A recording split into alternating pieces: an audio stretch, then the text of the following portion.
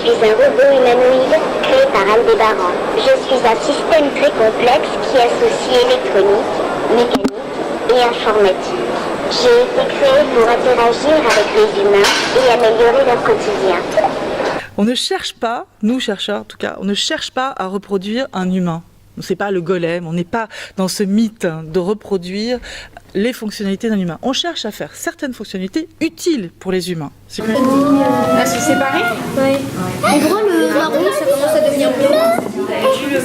Le marron, ça commence à devenir bleu. Ouais. Tu vois que les fleurs... Et à quoi vous sert la tablette alors véritablement ? Pour nous aider à savoir ce qu'on doit faire.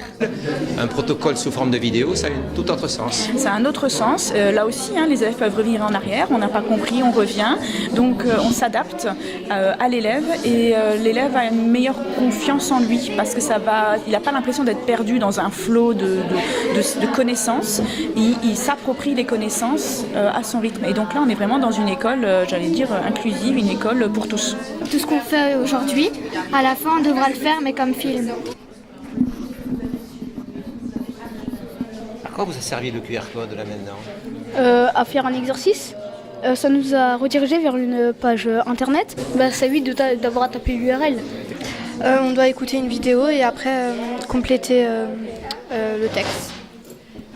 Si on fait un exercice et on essaye d'aider un autre, on ne doit pas quand même directement donner la réponse. Il faut quand même aider, lui apprendre la technique de comment faire.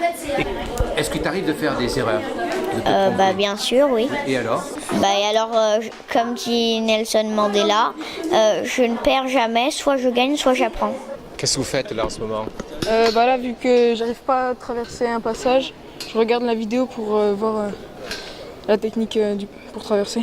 On doit vous trouver notre solution, quoi. Ouais. L'intérêt des classes inversées, qui ne sont pas des baguettes magiques, c'est de représenter, pour tous ceux qui le souhaitent, une porte d'entrée accessible, adaptable partout et pour tous, relativement simple, et un accélérateur vers un enseignement plus personnalisé où le temps de classe est centré sur les élèves en apprentissage.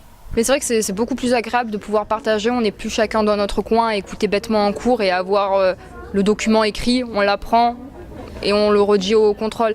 Oui, il est compréhensif parce qu'on a avant une vidéo à regarder sur le Padlet. C'est un site que notre professeur elle a mis en place pour nous. On a tous les documents dessus. C'est la première fois qu'on voit autant de tableaux dans une salle de classe. C'est clair, il y en a beaucoup. Il y en a 6 ou 7, je crois. Et alors, c'est la première fois que tu vois ça ? Ouais, on n'avait jamais eu de cours comme ça avant et c'est vraiment super. Enfin, ça aide beaucoup à apprendre et à mémoriser. C'est sympathique de parler avec les autres élèves et tous les deux. Dès qu'on a des interrogations, etc., on peut demander au prof s'il est disponible, mais s'il est avec un autre groupe, on peut demander aux autres élèves. Et qu'est-ce que tu as appris à aimer dans ce concept ? La solidarité.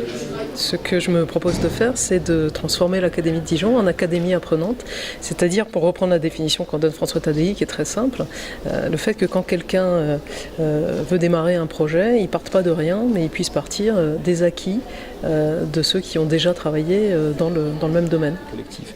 Comment est-ce qu'on apprend à apprendre individuellement, mais aussi collectivement ? Comment est-ce qu'on s'assure que les progrès des uns bénéficient à tous, plutôt qu'à une petite élite qui aurait les moyens de se les offrir ? On est au XXIe siècle, oui. Ça veut dire qu'il y a beaucoup